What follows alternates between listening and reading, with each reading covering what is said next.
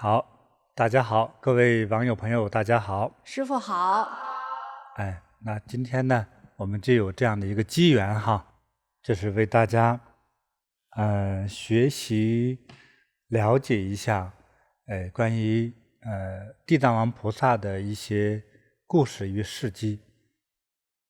那我在讲经的特点呢，就是希望是遵照原经的经文，大家能学到，并且用最直白的白话文呢，大家都能够听得懂，都能了解它的真正的内涵。一部经典呢，就是每个人解读的时候，都可能会有个人的习惯、因缘等原因。就是我们最重要的是在于是真正如实的了解而不是更多的争辩对，我们学到地藏王菩萨他的精神他的作为，那这是最重要的。地藏菩萨在大乘佛教这个系统之中，其实是非常重要的一尊大菩萨因为有这个概念，才形成了整个这个世界的这个上中下一个大结构的这样一个贯通，也非常符合于这个自然的道理。对，就是好人有好报这个作恶也必有报应。那报应在哪里呢？与这部经有关系。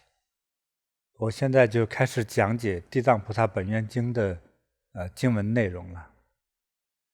首先呢是忉利天宫神通品第一。那这个如是我闻呢，就是在佛陀当时在世的2500-600年这个时期，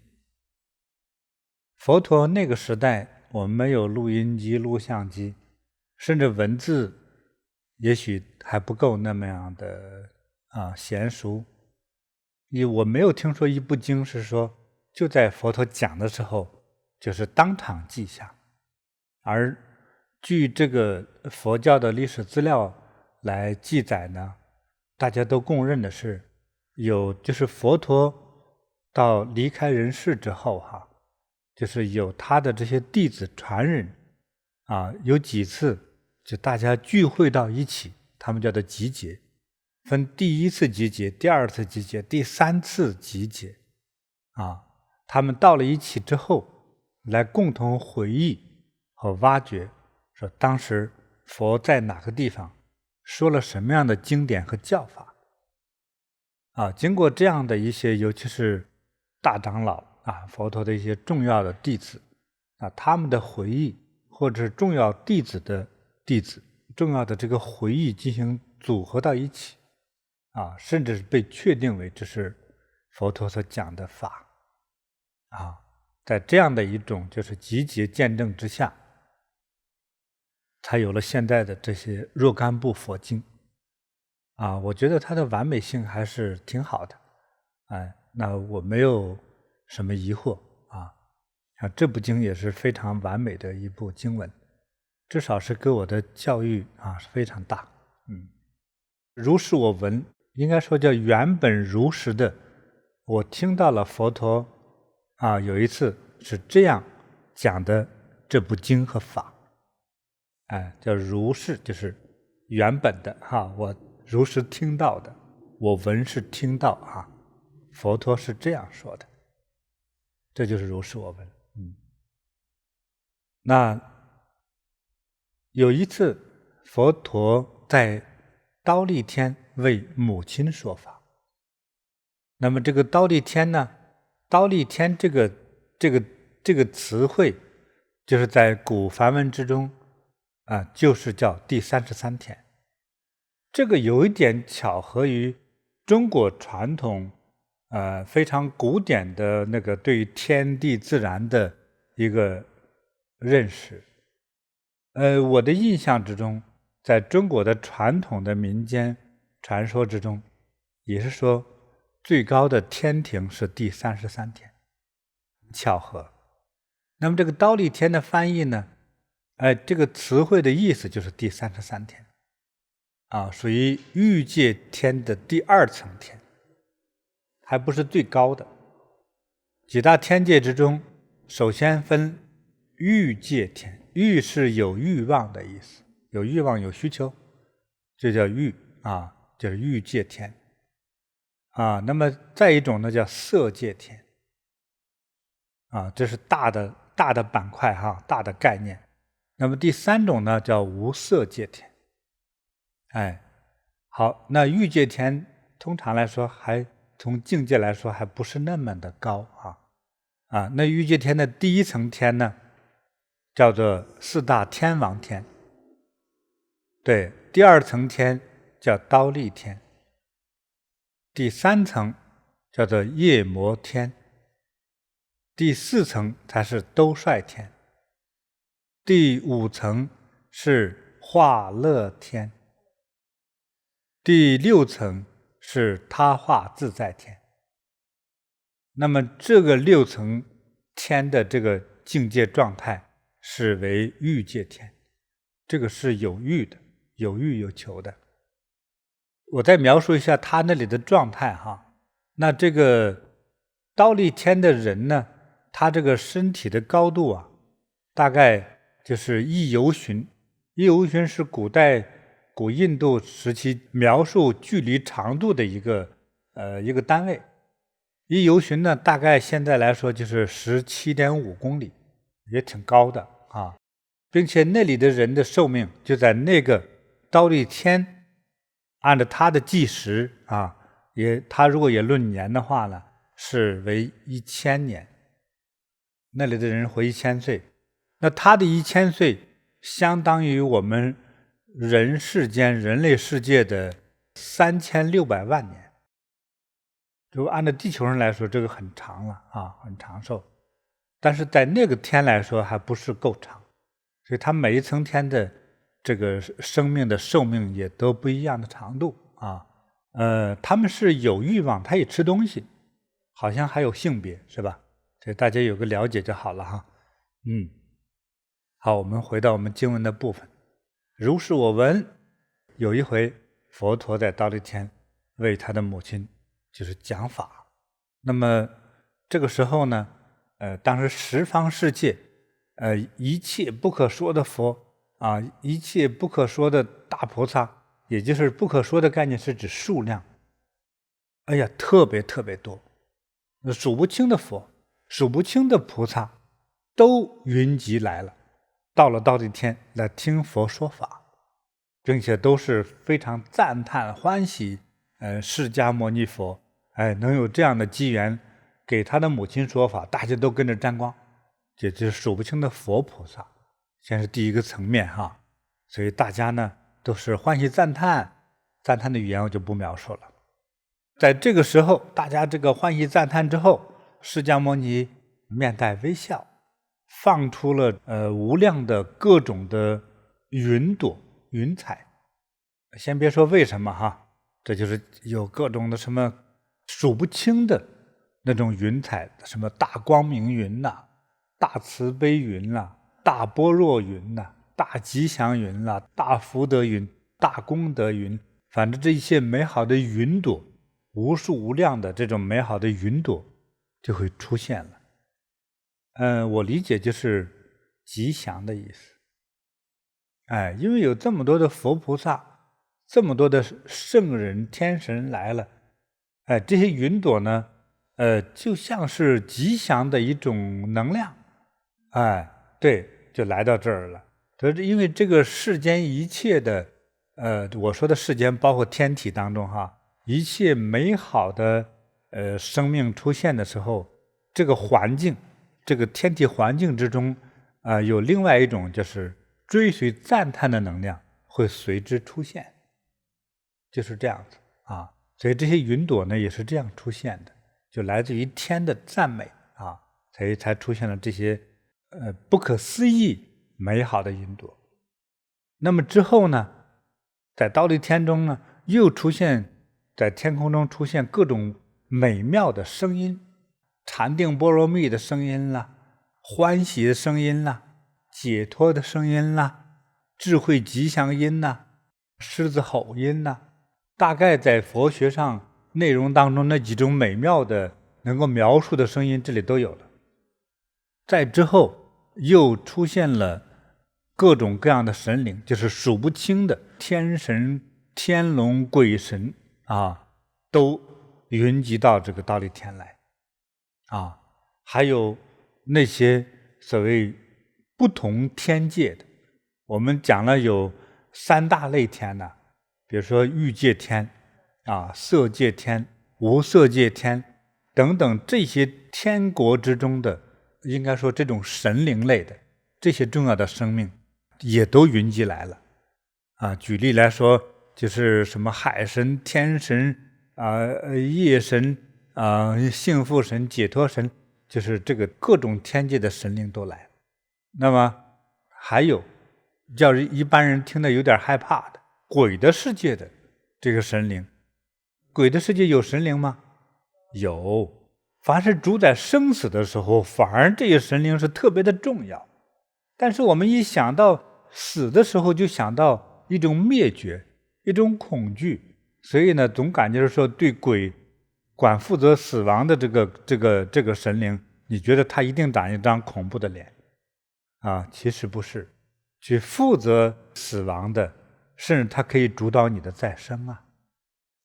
所以反而他不会觉得那么恐怖啊，只是来报复你的，是吧？你害了人，他报复你的，来个女鬼，可能是披头散发、满脸流血，你觉得很害怕啊。通常他主宰这个管理这个鬼界的这个大神，他没那么可怕，所以有各种这个阴界的这个鬼王都来，就比如说有恶目鬼王、淡血鬼王、淡精鬼王。行病鬼王摄毒鬼王、慈心鬼王，那么无毒鬼王、福利鬼王、大敬爱鬼王，你看这个很多很多不同阴间的鬼王都来了。说到这么多鬼王，这一个鬼王就是主宰一个大的一个地狱世界，你多少地狱世界其实也数不清楚。所以几乎所有的鬼神界的这个主宰者也都来参加这次忉利天的大法会，这是真的很殊胜哈，这几乎是跨3界哈，之后这时呢，释迦牟尼佛对文殊菩萨，在经文当中把文殊菩萨呢叫做文殊师利这一般都是这么称呼的哈。这个佛对文殊师利菩萨，对文殊菩萨简称哈，来对他说你看到这个一切的诸佛菩萨、天龙鬼神还有各个层面的这个世界的这些神灵都来了，你知道来了多少吗？因为文殊菩萨不是智慧第一吗？文殊菩萨就说：“我怎么说得清楚啊？这佛你让我修的，我都是差不多也算智慧第一哈，在你弟子之中我是第一，可是我以我的智慧我数不清楚。”那佛说你数不清，我也数不清。为啥数不清呢？因为来的这些众神几乎都是曾经由这个地藏王菩萨立了无论多少劫的概念，就是一劫可能几个亿多少亿年，几百亿年历经了多少劫的这个生命的长河，所帮助过、救度过、度化过的这些生命，他们都来了，这当然数不清啊！那根本就是这个忉利天要立刻就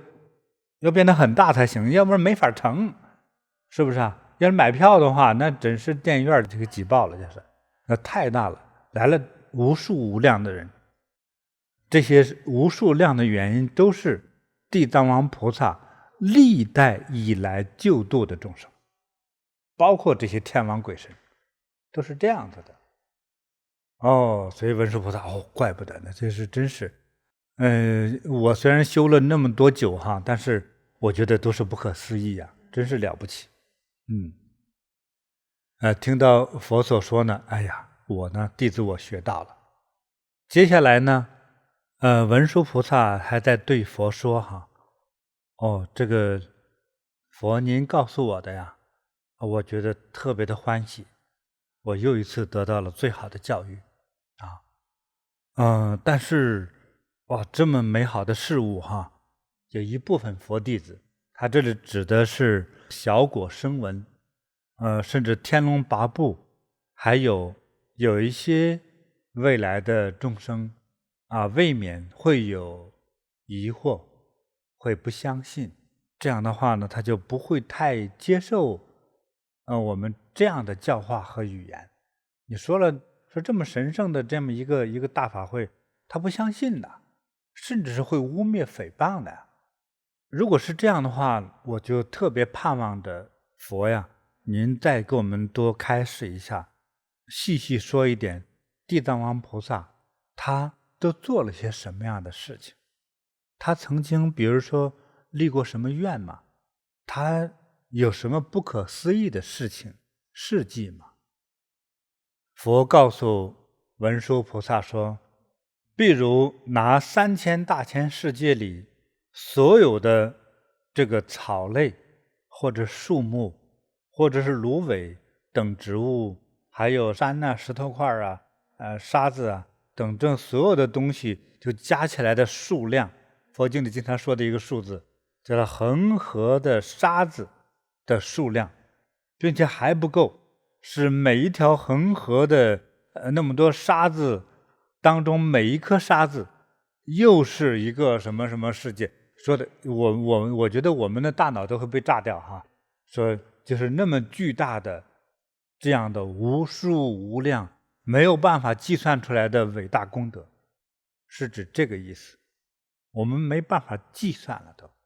为什么会现在来这么多的人啊，这么多的神灵来参与这一次这个大法会呢？也就是他救过简直是无法比喻的，没法数的这么多的生命。所以原经文当中佛陀那个描述的这个数量哈，我们的大脑没法去理解的。比如说印度恒河，别说印度恒河了，任何一个地方的河流里的沙子你数得清吗？其实没有一个数字可以描述它到底有多少，对不对？接下来让你大脑子的事情就来了，说每一颗沙子当中又是一个无数无量的一个世界，那个世界里头又有1000条恒河，每一条恒河的每一粒沙子，好，你怎么想的？所以这个都没法翻译，所以我只能给你这么解释一下哈，就是没有办法去衡量、去数清楚它到底做了多少功德，数不过来了，太大太大了，就是佛陀都比喻到了这个程度。对，他是这样的一位大菩萨。佛陀又说了一句，说这个地藏王菩萨他所做的这个功德哈，比我现在所说的这个还要再增加上几千万倍，大概。你算了，我们的脑子就炸了，没法描述它是一种什么样的数字概念。佛陀又说，这个文殊师利啊，地藏菩萨他的伟大的愿望是真的不可思议。若将来有后世的人，咱们都是这后世哈，后世的人，有人无论男女哈，能够有缘听到地藏王菩萨的这个名号，或者是感到赞叹，或者是恭敬、瞻仰、礼拜，或者是称念，也叫诵念他的名号，或者是咒语，或者是供养，或者是画地藏王菩萨的画像，或者是塑像，那这个人所做了这些事情之后而产生的功德，不仅可以上升到忉利天去，还可以连续的往生到忉利天100次，并且永远不会堕落到地狱恶道之中。其实讲到这一点，大家听明白吗？你也想达到有这个功德，其实多简单了。你只要赞叹、赞美啊，甚至有时候默念，甚至供养啊，或者塑像啊，那都是可以。而产生的这种功德护佑哈，你就有100次将来可以往生到忉利天，和这个释迦牟尼佛母亲在的那个世界是同样一个世界，而且100次，并且永生永世不会堕入到地狱，其实就为你消大业了。就是你看，这是不可思议吧？为啥这么殊胜不可思议呢？因为地藏王菩萨太慈悲了，救度众生无量，所以救度众生无量的人，他就是功德无量。你去供养他、供奉他、歌颂他，你都会沾这个光。佛还告诉文殊菩萨说这个地藏菩萨呀，在这个过去非常非常非常这个久远之前我们没法计算的，可能是几千万年之前的一次他那一次呢，因为佛教是讲究这个生命它是转世轮回的，有时候你前一次做马，这一次做人，是吧？前一次做女人，这次做男人，是吧？这都是有可能的。所以他这里讲到有一世这个地藏王菩萨呢，他转生到一位有修养的德高望重的老先生家的一个儿子，在经文里头呢，就把这个人呢称为叫长者子。这个长是一个受尊重的一位长老对，那我们就把他，如果最直白的翻译呢，就是一位大公子。就在那个时代的时候呢，正好呢有一位佛当时正住在那个世间，那这个佛的这个名号呢叫做狮子奋速具足万行如来。那这位大公子呢，有一次得以看到了佛陀的这个相貌，能够去拜见佛陀也是一种因缘。他看到这个佛陀的相貌非常庄严威仪美妙，他心生了赞叹了，又羡慕又崇拜。这位大公子就动心了，说赶快来请教佛。佛呀，用什么样的方法，什么样的这个功德才能变成您这样的美貌庄严微妙具足那么圆满的美妙你看他是动了这个心，可是他的发心问的是变成和佛一样这样的，对，相貌具足，很有意思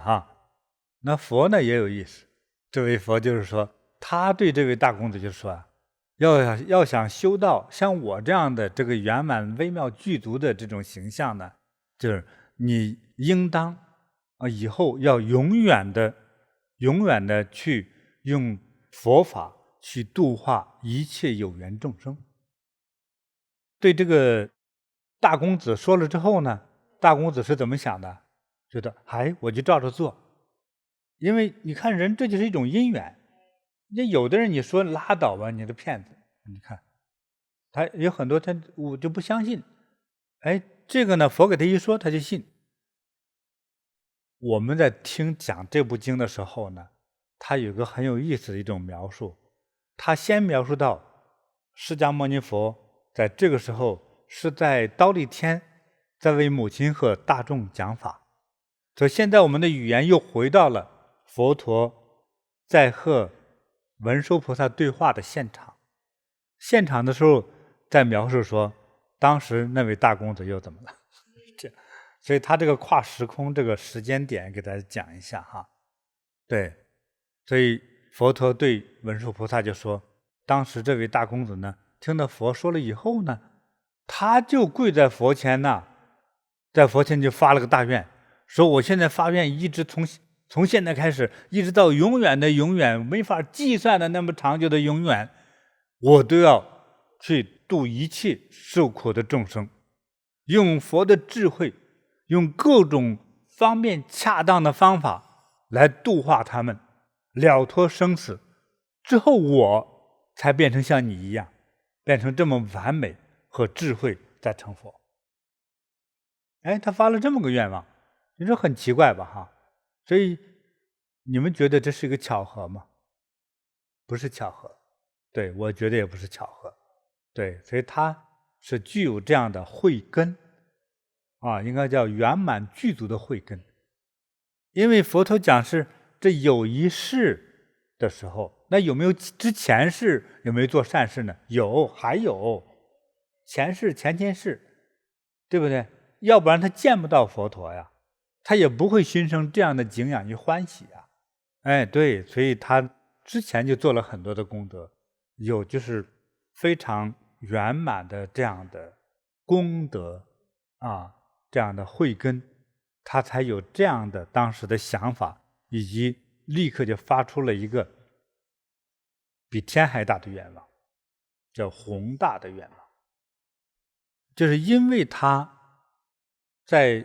当时因为这位大公子在佛前发了这么大的愿望啊，所以直到今天他已经经历了，应该说是简直无数的长河时间对，经历那么多的时间呢，除了他受了很多苦之外，关键是他帮了很多人啊。对，经历那么长时间之后，可是他现在还是一位菩萨，还没有成佛。我觉得值得我们思考，值得我们思考啊！之后大家肯定说，为什么他度那么多人，为什么还是菩萨？我们以后再讨论就是再说呢，在过去不可思量的这个时间过程之中当时这个世上有佛住世，又一个时空，这一世呢也没法计算是公元多少年，已经超越了我们人类计算的这个时间不知是多少千万年。有一次呢，佛陀在世，那这尊佛的名字呢叫做觉华定自在王如来。这尊佛寿命有400千万亿无量数劫，他这个寿命怎么算呢？就是永远活的，就是这意思。那你说有没有一种生命是这么长久的呢？我相信是有的因为我们人类活的寿命太短，你好好活能活120岁、300岁，都变成传说了，对不对？那你想地球上的石头多少岁了？地球上的石头一般都是超过了20亿年，都超过20亿年那地球和其他的星球，就光太阳系的当中的星球比，地球也还不是最老资格的星球，对不对？所以的话呢，那么宇宙，我们这个地球在宇宙之中就像一个细胞那么小，对，所以我们当跨过了我们的地球，跨越了太阳系，再看这个世界的时候，说活个几百亿年，那是很正常的事情。在这尊佛的这个时代呢，也叫做相法时代。像相法时代就是真正这个肉体的这个佛并不在此时此刻对，但是那个时候供奉他的这个因缘就见不到这尊佛的这个真的身体，对，可能是有他的形象的供奉，对，所以在那个时候对，有这样一个故事，这也是佛陀释迦牟尼正在讲的故事。说有一位婆罗门的女孩，现在来说，什么叫婆罗门的女孩呢？就是她因为在古印度她是一个叫做种姓，也就是她这个家族，比如说属于叫婆罗门。那什么是婆罗门呢？神职人员，他的长辈历代以来其实是修道的。这个婆罗门就是最早期这样的通灵的人的家族的后代，所以他们是叫做受人尊敬的高贵的家族。那在那个时代，到了所谓刚才讲的相法时期这个时候有这样一位婆罗门家的女孩，她家的姑娘。这个姑娘呢，她在过去世积下了很多善根，做过很多有功德有道德的事情，所以呢这个孩子是特别好，特别的善良，特别的温柔。那可是呢有很多事情并不像人所想象的像童话世界那么美好。有这么好的一家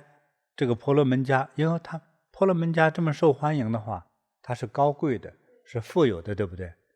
她平常家里头都是有佣人干活的，或者雇着很多农民给她种地呀啥的。这个姑娘这么样的善良美好，并且非常孝敬父母，可是她有一位非常不讲道理的母亲，甚至是有点邪恶的母亲。因为她相信一些我也不知道什么样的一种邪说，所以她经常是也不信佛，你说什么慈悲，她根本不信你那套，所以经常还会藐视诽谤佛门三宝。佛门三宝就是佛法僧啊。其实在今天的世界的不同的宗教之中，也是有一些不同的争议和看法这个我们是可以理解的。但是呢，这个母亲不善良，还经常诽谤我说可能对诽谤污蔑佛菩萨呀，还有这些修行人啊什么的，对，经常是这样口出恶言。那这女儿总想去制止他、校正他，但是没用，他就不听，所以这女儿劝也没有用，一直到这个妈妈去世了。去世之后，他的这位孝敬的女儿，因为他知道妈妈肯定去不了什么好地方他为了让他的灵魂能得以解脱不要到地狱受苦，所以他做了一件现代人不可思议的事情，他就变卖了他的家产，把变卖的家产的得来的钱，当时就全买成了香啊、花啊，反正供佛的这些钱和物，就供到了就是觉华定自在王如来的佛塔寺庙里去。这个是够厉害的，你现在一般人谁这么舍得呀？之后呢，供养完之后，看到佛陀这个相貌之后，产生非常恭敬崇拜的心完了闭目合十，在那儿静静的感觉。那么他就在感觉之中，他就自己突发灵感，就想到说，既然这个佛号名字之中有这个大觉，觉悟的觉呀，说那觉的话，那就是智慧啊，那是一种大智慧的一个意思呀。那他肯定知道我去世的妈到了什么地方，那么他呢就跪拜在这个佛前呢，默默的诵念佛，边诵念边哭泣祈请。她毕竟还是个孝女，虽然妈妈也没干什么好事，她还是孝顺的妈妈。一边哭一边诵念佛号，念着念着过程之中呢，就听到空中有个声音，就给她说那位哭泣的小女孩你别太悲伤了，我呢现在就告诉你妈去了什么地方。对，这位婆罗门女听到这个声音就非常的激动就是马上合掌向这个天空中礼拜着，哎呦我的佛呀，这是谢谢你来安慰我自从我这个失去了母亲之后，我就日夜的思念，也不知怎么回事，我那么爱她真是失去方觉珍贵虽然她不怎么样，她毕竟是我妈呀，她去什么地方了告诉我呀这时空中声音又继续出现，这个声音又来了，就说我是你现在正在恭敬礼拜的佛的过去的那个佛，也就是佛的真身了，这个觉华定自在王如来。我见到你特别的思念你的母亲，你的这种思念是超过几乎所有人对母亲的这种爱恋的思念，所以呢，我会告诉你的。这位婆罗门女孩一听这是感动的不得了我说的感动是这个语言还是有平淡，那她的感动是有她为母亲的真情在里头，立刻就是跪拜。过去的印度里还有人类还有一些动物类的特别臣服恭敬的礼节都是叫五体投地。那叫五体投地，投是扔的意思，他有点悬空跳下来，啪趴到地上去，有点这个感觉。但是呢，可能个一激动，动作没做好，一下把自己给摔晕了，把这个胳膊腿都摔坏了。太激动了，就是昏过去了。这个不是玩笑，就是昏过去了。因为她是富家之女嘛，所以她有一些佣人嘛，他跟着她一起来的。他那些佣人赶快去抢救啊，给弄了半天，这才醒过来。那么他醒过来之后呢，继续对着天空，愿我佛慈悲我哈，怜悯我哈，快告诉我母亲去哪里了，我这个思念母亲的这个心太痛了。这个时候觉华定自在王如来，这是这尊佛哈，就再次告诉这位婆罗门女，就是说你现在这个供养仪式完毕圆满以后呢，你呢早点回家，回到家里去之后，找一个清净干净的屋子，很端正的坐好，要没有杂念，心无旁骛，专门的意念思考我的名号，其实就是默念佛号。到了一定的时候，你就会知道你母亲在哪里了。这姑娘一听，哎呀，立刻马上在佣人陪同下，立刻回到家中，找最干净的屋子啊，按照佛所嘱托那样，静静的打坐，清静的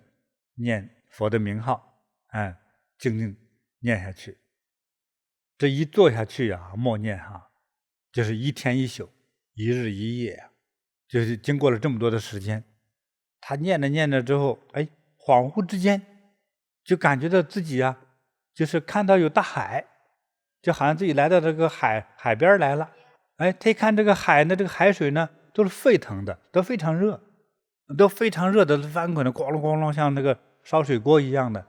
在这个浅的这个海面上，很多男男女女的像人的这样的众生呢，就拼命的逃跑，要躲避。但是呢，又有那个怪兽，是身体是铁的，那身体都是铁的，你看那个牙呢就是钢的了，放亮光寒光就追杀这些人啊，无论男女老少，逮着就往死里咬，啃断咬断骨头，抓烂头颅啊。还有呢，长相不同的夜叉，是另外一种生命，我一般说有点怪，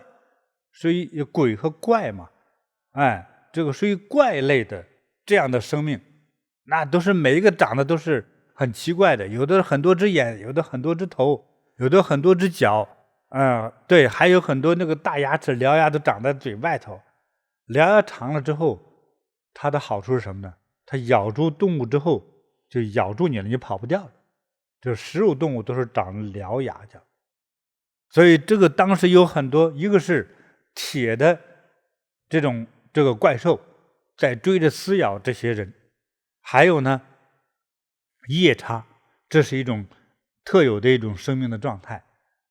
长得各种各样奇形怪状的，几个头啊，几个嘴啊，几个爪子，几个脚之类的哈。对，他们应该是妖怪类的，他们呢帮着赶这些人，赶到有这个怪兽铁的怪兽追杀那个地方去，甚至还逮住捉住你的手脚之后扔过去，让这些怪兽吃。这个是一个很残酷、很血腥的这样一个画面。那这个婆罗门女呢，因为有这个佛力的加持呢，就是她看到这个场景呢，她是有定力的人，因为她很信佛，之前做过很多善事哈，就是她的前世，所以她看到这个场面，她也不慌，也不恐怖。她在看到这个场景，她在观察，正在观察看的时候，就突然眼前来了一位鬼王不是一般的小鬼了，有鬼王。这鬼王还有名字叫无毒，见到这个女孩之后，还给她行个礼，还对她说：“你好啊，菩萨，打个招呼还挺文明的。所以你怎么到这儿来了？”就问这个婆罗门女啊。这女孩就问这鬼王：“这是什么地方啊？”鬼王就说：“这儿啊，反正你别害怕哈，这是大铁围山的西边，是第一重海。”这个女孩就是说，我听说过这个大铁围山啊，这个大铁围山里面是不是有地狱啊？因为早听说过这个事儿。那鬼王说：“是啊，里头确实有地狱。”那我怎么现在来到地狱了呢？鬼王说：“这有意思了，来到这儿的只有2种可能。那第一种呢，靠这个佛菩萨的威神之力才能到这儿来看一看。那么第二种呢，就是造业太多、罪恶满盈的人到这儿来，都是些有罪的人啊。只有这2种情况才能到这儿来，知道吗？一般人想买票都没有，来不了的。那这个海水怎么像开水锅一样那个翻腾啊？那个水那么热那么烫，是怎么回事啊？这鬼王就说哈，这些人哈都是这个地球上这个犯过很多事儿的，做过很多坏事的这些恶人，他们都是刚死不久，就是刚死了49天以内的这些灵魂啊，就没干过什么好事，都是一些缺德鬼，才在这受这个苦。说能逮着他，能吃了他就吃了他，而且呢，刚吃完了之后，一会儿他自己的灵魂又跳出来了，又叫那些恶兽又逮住，又去咬碎它，啃掉它，都是他们要永远受这个苦因为他们有罪过啊。还有一个问题呢，说这只是第一关了，这是新死的新鬼哈，49天以内，他没有什么亲戚子女朋友，还有修行人为他超度，为他做功德，就是没有给他做功德，没给他点灯，没请这个佛教的这些修行人为他来解脱，所以他们就得重复着在这受这些苦，之后还要再等着审判呢。所以他们死了之后，自然就到这儿来了。这个女孩，我们就是说，她这个不是一般人啊，在经典里头，佛都称她为圣女哈。这个圣女又问这个鬼王：“那地狱在哪里呢？”这还不是地狱啊，这只是苦海啊！啊，地狱在哪里呢？那鬼王就说：“这里有3个大海，过了3个海才是哈大地狱。地狱呢有这个100多个啊，还各有差别，但是呢分有18个层次，18个层次的地狱，我们常说的18重地狱。第二种呢有500多个，第2等的啊，就是中等的，还有那小号的地狱哈，有几千个，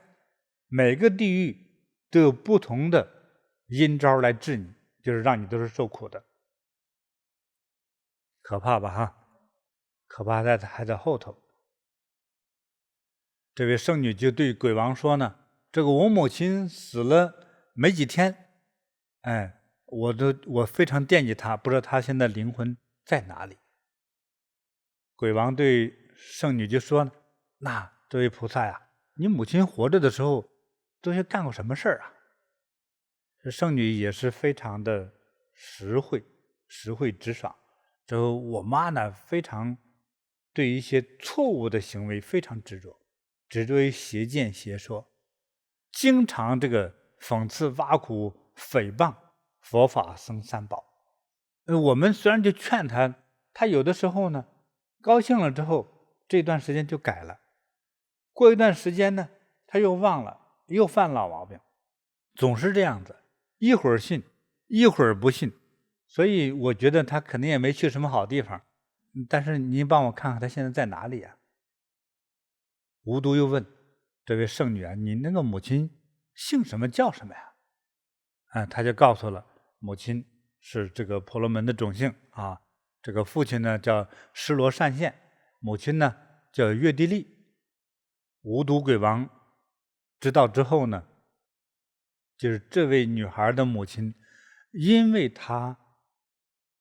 长期多少世来他的供佛的这个功德，这样的功德力量已经让他的母亲升天了，已经不在地狱了。然后就非常恭敬的合掌对这位圣女说：“圣女啊，您现在可以放心的回家了，不必再忧伤了，也不必太思念您的母亲了。就是你这位母亲哈，这个她当时是有罪的，她去世之后，经过了3天，多亏有个孝顺的子女为她在觉华定自在王如来佛前做了供养，修了福，完了之后呢，虔诚的诵念这个觉华定自在王如来佛的名号，所以你的母亲当时就脱离了地狱，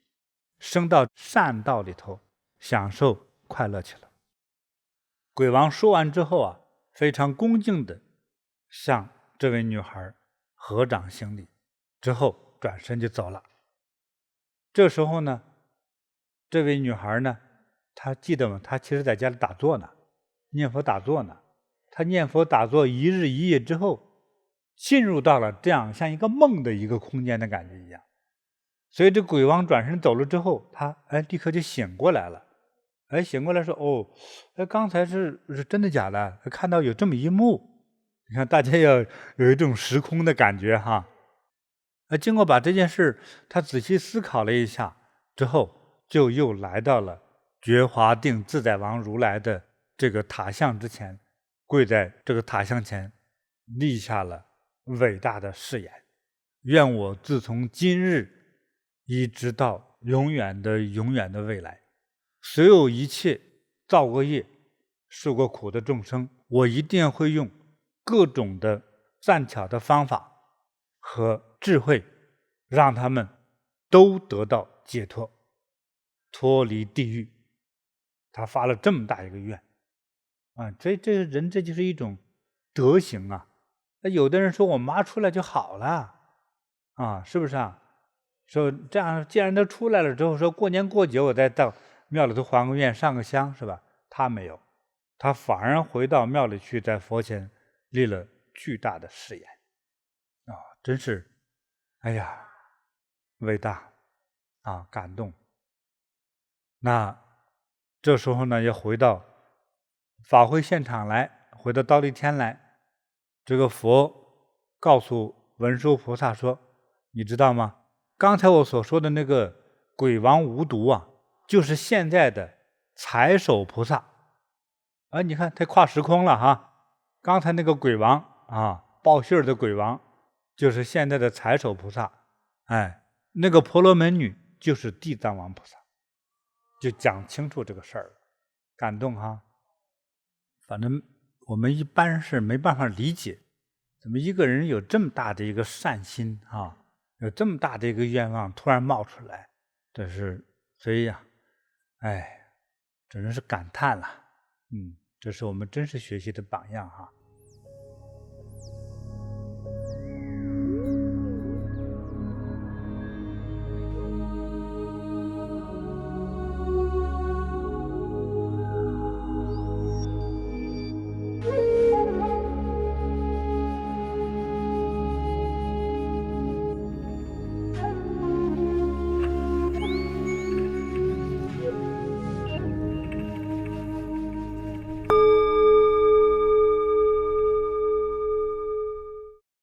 师父，就是在刚才您讲的这个故事中，有一世地藏王菩萨，他是一位长者家的公子，但那一世的时候，他不是见到佛像庄严就肃然起敬嘛，他立刻就发了大愿，说我要像您一样去度尽天下苦厄众生。就作为一个年轻人，他仰慕佛陀的这种庄严圣像的时候，还没有修行，就能够发这样的一个大的宏愿吗？有这样的可能吗？这是一个很高尚的问题。因为愿望是你精神世界当中的一个内容的呈现，对不对？所以这个是与每个人的修行基础和善良的行为基础有关系。因为这个地藏王菩萨他在若干世当中虽然扮演着不同的角色的时候，无论是一个女人还是男人还是什么样的状态的时候，他有一个累世的叫善缘，他起心动念是善的，哪怕他没有那么高的修养，没那么高的境界，但是那一刻他被佛感动了之后呢，其实就是就像我们人世间有些人，对不对？我们讲的就是你敬我1尺，我还你1丈，就是你帮助我1块钱我还你100，是这个意思，是吧？你帮我搬过家受过累，对不对？我将来帮你盖房子，是不是？就是我可以很高倍数的还给你。这种人就是有情有义，对不对？那叫知恩图报。我们说回这个愿望哈，就算是地藏王菩萨有一世他是一个很普通的人，是吧？他的功德也不够那么巨大，但是他在佛陀慈悲教化下，他感应到了佛陀对他有了一个方面的好，他就想用万倍的还，他还不知道怎么还，但是因此他就把他这个愿望一下就变得巨大了。巨大了之后，比如说我要度尽地狱一切众生，一般人就是说，如果他有兄弟姐妹，有好朋友，就商量，你刚才许那个愿望太大了，你有那个智慧吗？你有那个法力吗？你有那么大的功德吗？你有那本事吗？你有那承受力吗？你这不是吹大话吗？一般人就会这么说，对不对？我们帮他这么说的人，其实都是他的好朋友，就是很现实。你没有这么大的本事，别说这么大的话。但是在佛门的规律是超常的，有很多时候它不是一个1+1的加法。我不知道数学题当中有没有很超越的那种奇特的方法，拿了1，瞬间像变魔术一样变成1万，拿1万瞬间变成100万，有没有？像我能想出来，我的1就是1万，那不就是1万吗？对不对？我的1万是对，就是1个亿啊，它就每一个1万当中有很大的数字跟着它呢，那同样都是个1，对不对？在佛法之中呢，他如果说这个愿望不怕你大，就怕很真。我就真心，经常说移公移山的精神，这个精神有点傻帽，但是正是这个傻帽的精神，能成就很多的事业。所以你看，很多做事业挣了钱的，而且比较成功，也不容易倒霉的一些人，不是因为他聪明，而在于他的坚持，持之以恒。就是这样的人成为一个很了不起的人。但是在佛门的这种呢，不是因为你聪明，而是在于说我的愿望，我的真实性，我真这么想。这是打破了我们常人的一些思维逻辑的。佛法当中有很多，就从道理上来说，有很多是可思议的。说你看，比如说因果论，就是我呢经常帮人，也会有人经常帮我，对不对？所以我经常慈悲，所以我就面就善，对不对？我经常减肥，所以腰就细，这是可以理解的一个基本规律。这是佛法中最简单的，也是很有效的一个规律。但是还有一种是超常的规律，就是比如说心道佛知。现在说回说这个愿望来，你这个愿望有点大，说我许这个愿的时候，可是我一点本事都没有，我要普度众生，我最多是啥都不知道，地狱在哪也不知道，众生在哪是谁也不知道，就很发懵的状态下，也说了这么像胡说八道一般的誓愿，它会不会起作用？一样，就是你有多大的愿望，就会有多大的智慧和力量。这是佛门当中一个有点不可思议的一种特殊状态。比如说你没有这个智慧，你也没这个力量，你也没这么多钱去帮助人，对不对？但是当这个愿望发出来的时候，就开始有了这种能力。这个能力怎么来的？那不可说哈，这是个秘密，没法说，我也说不出来，反正就会有。但是你真要这么想，但是想了之后你要做什么？你不是说想完之后天天睡懒觉，这肯定是不行的。所以这个有很多东西它是不同的事件不同的分析，但是凡是慈悲愿望的，要真心就容易实现，而且你能实现它的条件也会产生，就是你的智慧、力量、能量就都有了。说还有一个问题啊，就是我们讲到的第二个故事，就是那个婆罗门女哈，她特别特别孝顺哈，是一个很好的孩子。可是她妈污蔑三宝哈，而且最后确实还下了地狱。可是这个孩子特别好，去做大供养，把妈妈等于给救度回来了哈。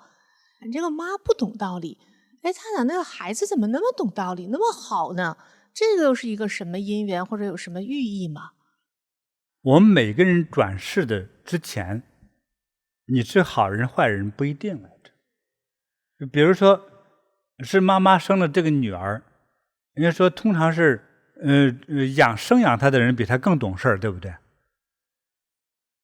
可能是生活的知识妈妈比女儿懂得多，但是为人行善的事情，女儿天生就比妈妈要多多了。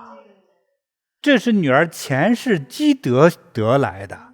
说天生下来她就是心慈手软的人啊。所以你看很多的小孩，你比如说你在地板上，你们家里头发现一个虫子，一个蜘蛛啊，除了小孩怕之外，你说弄死很多小孩不乐意。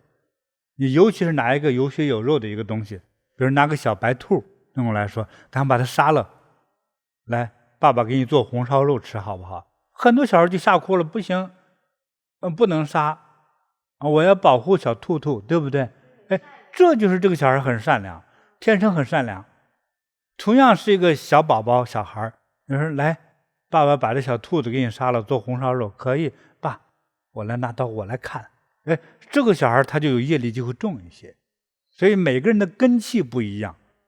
还有很多小孩到3岁的时候，他能把小朋友家的那个铅笔橡皮给偷回家来，把小朋友的玩具偷回家来，对不对？他天生具有这种特异功能，所以那他前世的话就可能是个高手。你猜他什么高手？偷盗高手，答对了。说前世的业力带着今世来继续发挥，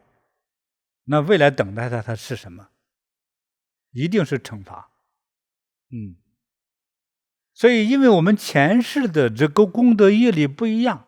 不是说今天是我的父母，他功德就比我高，我做儿女就功德不如他，这不一定。这个功德多少是与前世的功德有关系，当然今世的积累也是存在的。就像存钱，你过去你就存了很多钱来了，对不对？说我新到这个地方来，大家也不知道我有钱，你看我打个提包，你看全是黄金，一个道理，就是我之前我就提着钱袋子来的，这就不一样啊。所以这个妈妈的累世的功德不如女儿，这也正常。师父，我也得到一个启发，就是说这个孩子孝顺呢，不一定说非叫愚孝哈，就是听爸妈的，反而是要自己有这个正见，还要去修改父母的邪见，对，把他带到正路上来，这个真的是很值得我们来学习的。而且这种孝顺是持之以久的，就是母亲在人世间的时候，他就不断的去纠正他嘛，希望母亲能够改他的邪见邪知。即使这样，母亲后来往生了，但做女儿还是违心不忍，知道母亲的这个因果的这种感受哈，可能不会去到很好的地方，所以这个女儿还是那样孝顺，说还要去救母亲。所以这个女儿的那种善良慈悲哈，对，真哇，真是大慈，令人感慨。真正大孝。所以就是地藏菩萨的前世嘛，对，真是感人。他其实就是到现在他已经经历了叫无数世，就是几千万世才修成这样的一种这无法描绘的大慈大悲，